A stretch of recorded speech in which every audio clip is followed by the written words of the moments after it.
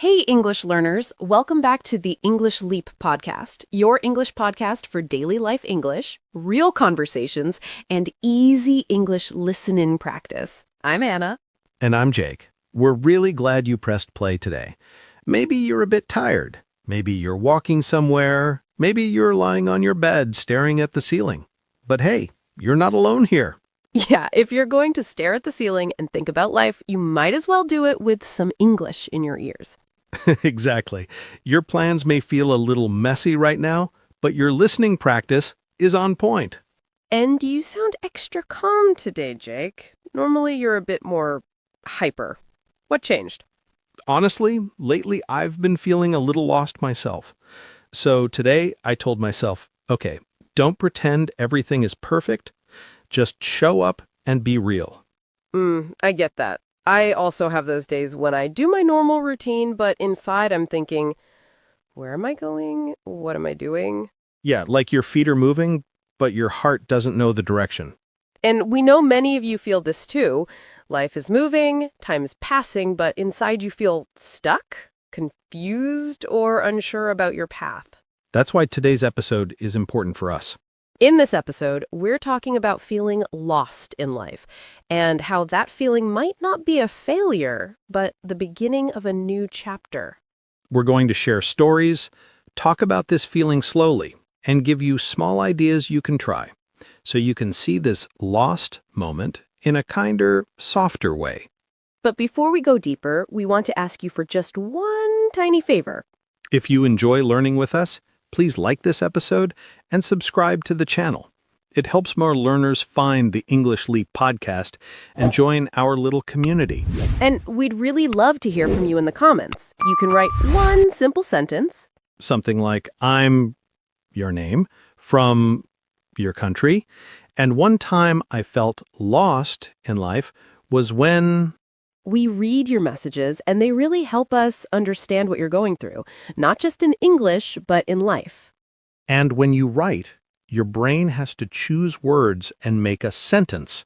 That's real practice, not just listening and forgetting.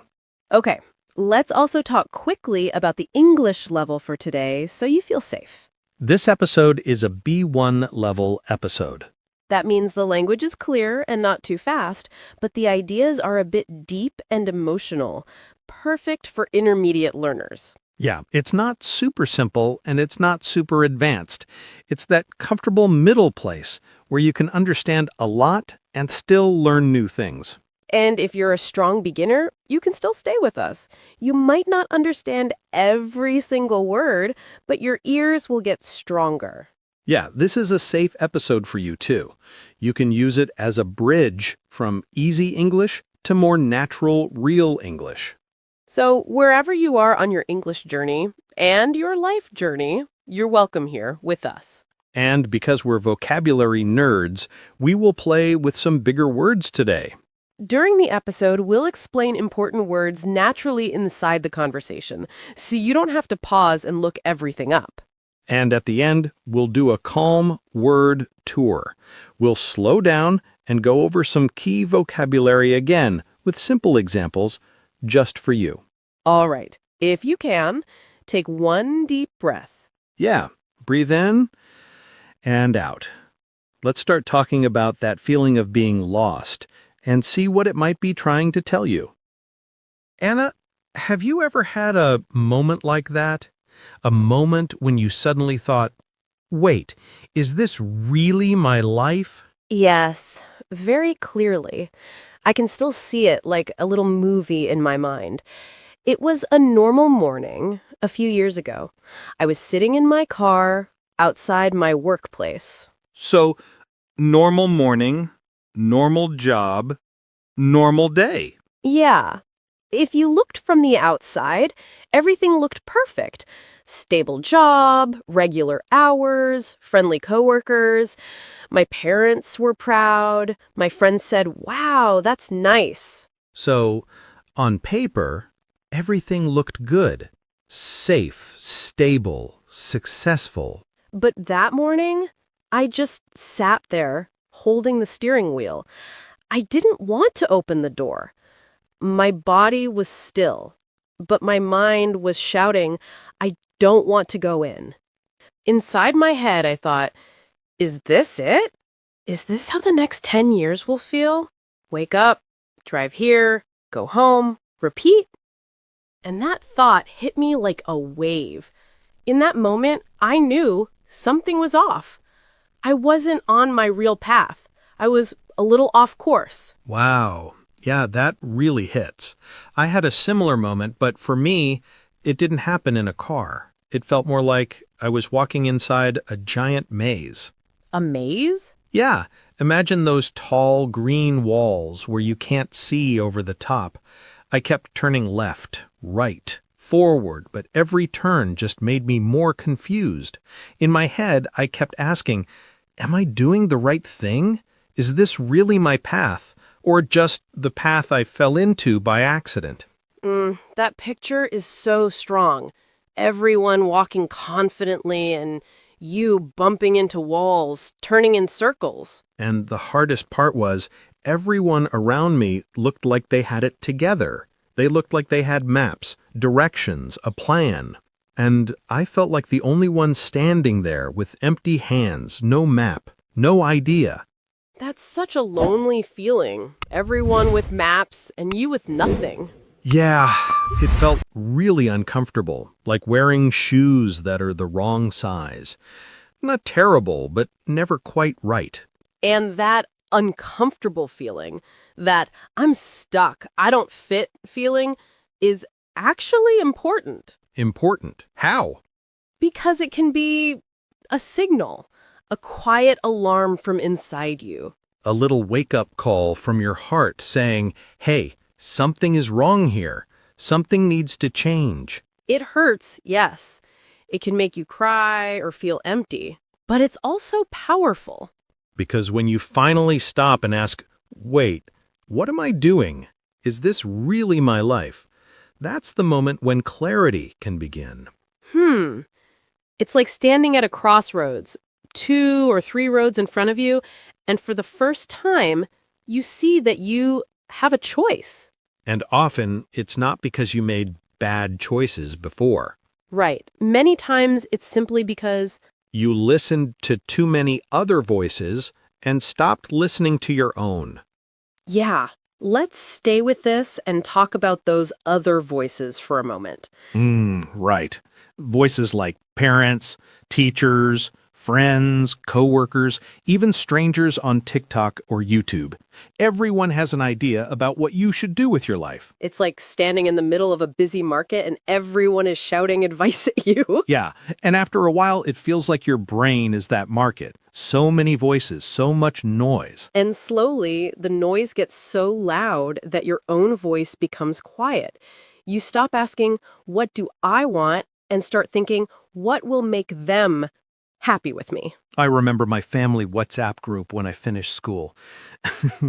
Every aunt, every uncle had a different plan for my life. Yeah? What did they say? One said, be a doctor. It's safe. Another said, no, engineer. That's the future. Someone else said, business. You can earn a lot. And there I was, staring at my phone thinking, does anyone want to know what I like? That's so real. So many people talking about your life, but not really listening to your heart. That's when I started thinking about this idea of an inner compass. We all have a small compass inside us, not made of metal, but made of feelings. Your heart, your gut, your instinct. Yeah. And that compass quietly points to what feels honest for you. Maybe creativity, maybe freedom, maybe family, maybe service. But if that compass turns just a few degrees away from your true direction, not a big turn, just a little, Then after a few years, you can end up miles away from the life you actually wanted. you wake up and think, hold on, whose dream am I living? Mine or someone else's? And often you end up on what people call the safe path. The path that looks beautiful on Instagram, sounds good at family dinners, but feels heavy when you're alone with your thoughts. That was me in university. I didn't choose from my heart. I chose a major that sounded impressive, In conversations, people smiled and said, "Wow, that's a strong choice. You'll have a great future." So outside, it looked like you were winning. But inside, I felt like a robot. I went to class, took notes, passed exams, but there was no spark, no joy. Years later, I had the paper, the degree, but not the passion, just confusion, and this quiet feeling of regret. And that's why it's so important to stop sometimes and check your inner compass, to stand still for a moment and ask, where is it really pointing? You can ask yourself a very simple question. Am I doing this because I truly want to, or because I think I'm supposed to? It's a small sentence, but it can change the way you see your whole life. And when you slowly turn down the volume of those outside voices, and your own voice becomes a little clearer again, something new comes in. Yes. The thing many of us try to avoid, that strange, open feeling called uncertainty. Yeah. Let's talk about this big thing, not knowing what comes next. We humans really like plans, right? We do. We love calendars, to-do lists, and 5-year plans. It makes us feel safe when we think we know the next step. And when we don't know, our brain gets nervous. Yeah, like when your internet stops for a second and the video just keeps loading. That little circle turns and turns, and you feel impatient. That loading feeling is a bit like uncertainty. You're between two things, old and new, and nothing feels clear yet. But here's the gentle twist. Uncertainty is not always an enemy. Sometimes it's like an empty room. At first it feels strange and cold, but it's also a space where you can decide what to put inside. I really felt that when I left a job that didn't feel right anymore. I didn't have a perfect plan B. I just had this heavy feeling I can't stay here. So from the outside, it probably looked like a bad move, leaving something safe with no clear next step. Yeah, people around me said, "Are you sure? This is risky." And I thought, maybe they're right. Maybe I'm just being silly. But then the next few months were surprisingly quiet and deep. I walked more. I read books I always wanted to read. I tried small new things. And for the first time in a long time, I listened to my own thoughts. So it was like stepping out of a noisy party into a silent garden. At first, the silence feels uncomfortable. Then you start to hear your own heartbeat again. Yes, and little by little, a new direction started to appear. Not in one big moment, but like the sun slowly coming up. First it's dark, then gray, then you see shapes, and then the colors come back. That's the strange gift of uncertainty. When things are not fixed, we become curious again. We ask better questions. We try small experiments instead of running on autopilot. It's still scary, for sure, but it's also the space between the old life and the new life. Like a bridge you have to walk across. So, if you feel unsure right now, maybe it's not proof that you failed. Maybe it's just proof that you're standing on a bridge. You don't have to see the whole map of your future.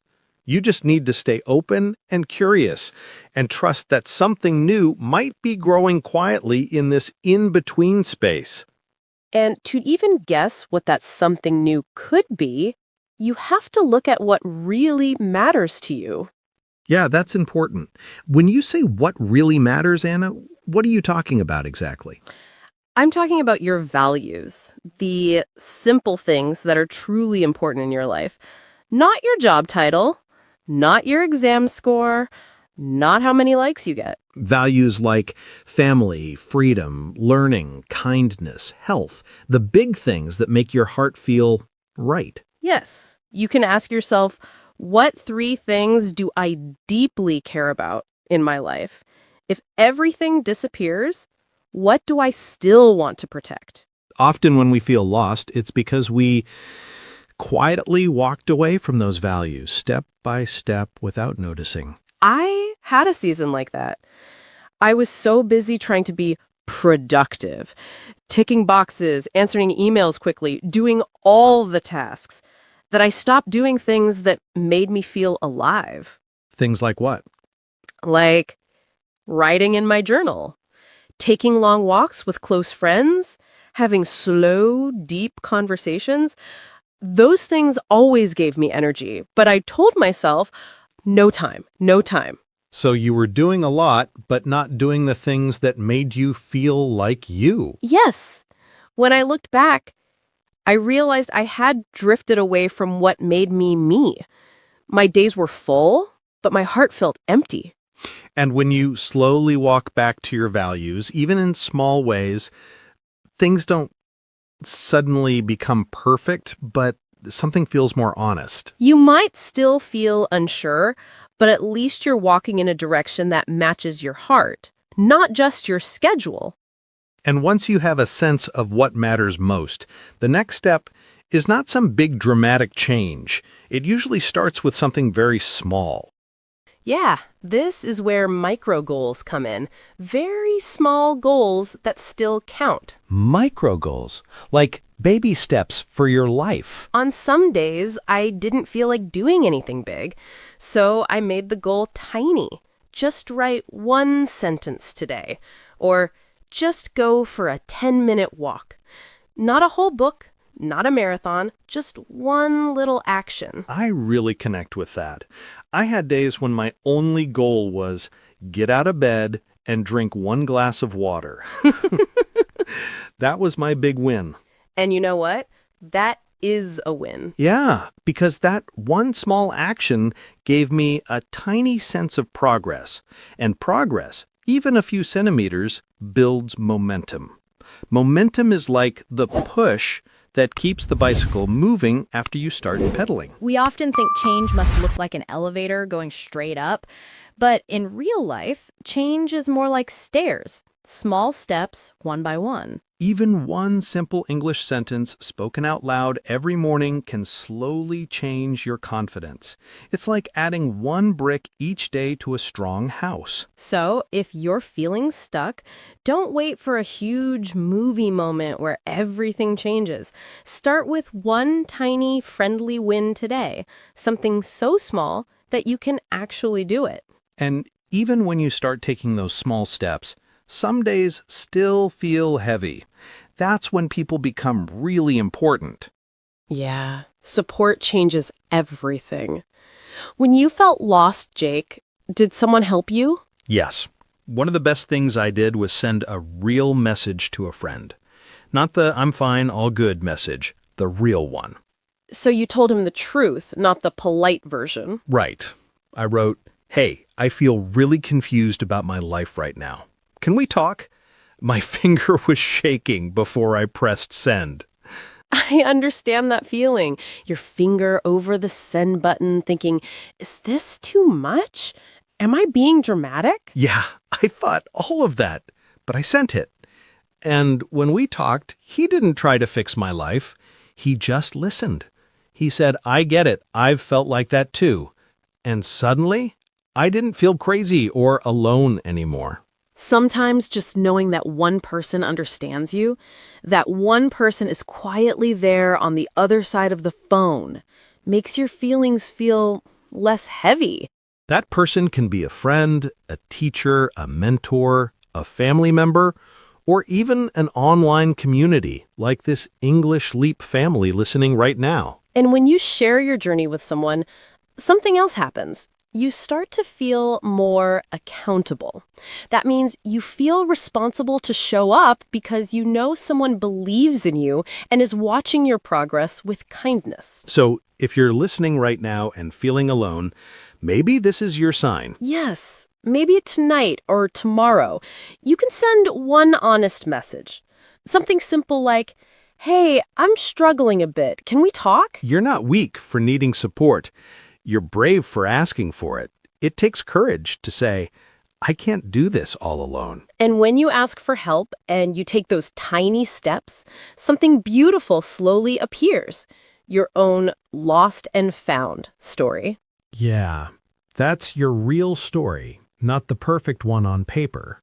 And the funny thing is, we usually wait to feel proud only when something big happens. Passing a big exam, getting a new job, moving to a new country.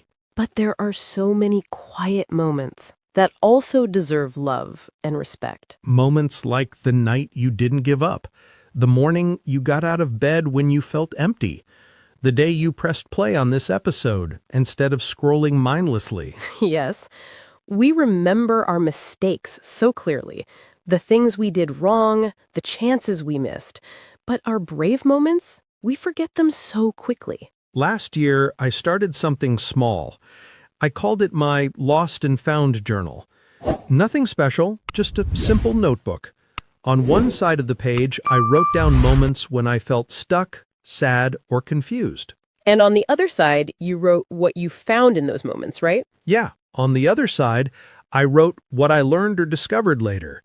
Sometimes I found patience. Sometimes I found a new idea. Sometimes I realized, oh, I met an important person during that time. When I looked back, I realized I wasn't just lost.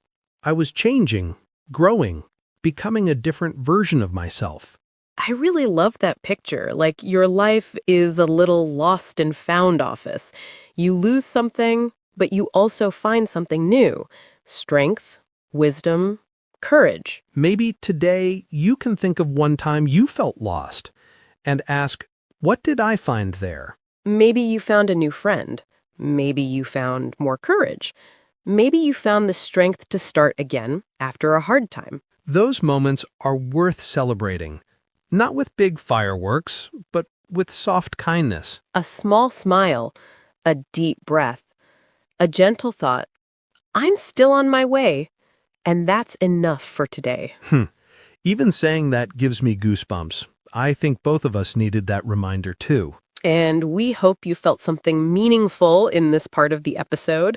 Maybe a new idea, a softer perspective, or just the comfort of knowing you're not walking alone. Yeah, and while we were talking, we used some pretty big words and ideas too. Right, we did. Jake, we used some big emotional words today. Maybe we should slow down and talk about them a little. Yeah, let's do a tiny word tour before we finish. A calm one, and I think we should start with the feeling of this episode, a heart-to-heart. Right. So a heart-to-heart is a deep, honest conversation, not small talk. It's when you speak from your heart about real feelings.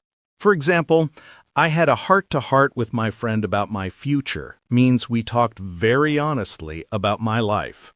Exactly. You can say, I want to have a heart-to-heart with my sister about how I feel.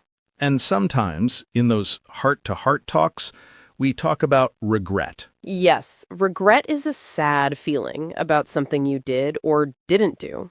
For example, I regret not starting English earlier, means I feel bad because I waited too long. Or she regrets shouting at her friend, means she feels sorry about what she did. Another big word we used was uncertainty.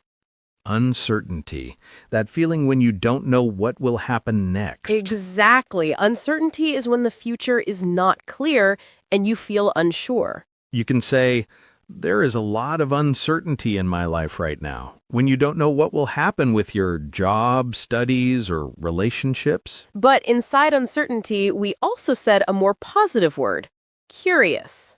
Yes, curious means you really want to know or learn more about something. For example, she was curious about painting, so she joined a weekend class. Or, I'm curious about life in another country, means you want to explore and understand it more. We also talked about how we sometimes drift away from our real values. Yes, to drift means to move slowly without clear control or direction, like a boat with no driver. You can say, he drifted away from his real goals, meaning he slowly moved away from what was important to him. Or, I drifted into a job I didn't really like means you didn't choose it strongly, you just ended up there. And then we said something more hopeful, momentum. Momentum is the energy that keeps you moving forward once you start. For example, when she studied a little every day, she built momentum, and it became easier to continue. Or, I lost my momentum with English, but I want to start again with 5 minutes a day. Sometimes after momentum, you get a breakthrough. A breakthrough is big progress after struggling for some time. You can say, after many tries, he had a breakthrough in speaking English, meaning suddenly he spoke much better. Or, that conversation was a breakthrough in our relationship because it changed things in a good way. We also used the word accountable when we talked about friends and support. Yes, accountable means responsible for your actions. You feel like you have to show what you did. For example, I feel more accountable when I study with a friend because you don't want to disappear or be lazy. Or, my study group helps me stay accountable, means they help you keep your promises.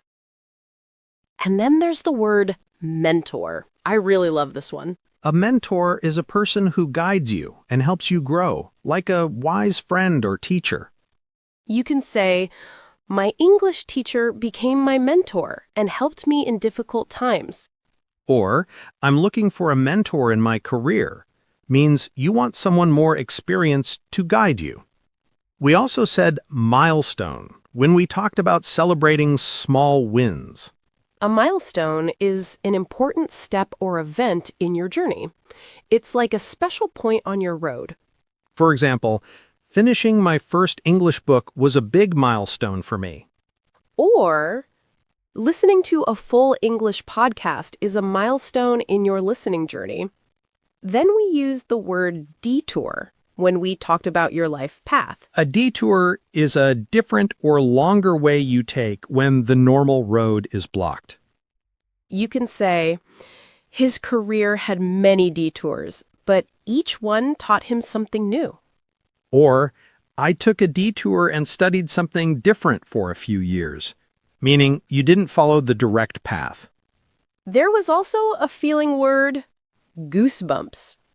Goosebumps are small bumps on your skin when you feel a strong emotion, like fear, excitement, or deep inspiration. For example, her story gave me goosebumps. It was so powerful. Or, I get goosebumps when I listen to this song because it touches your heart.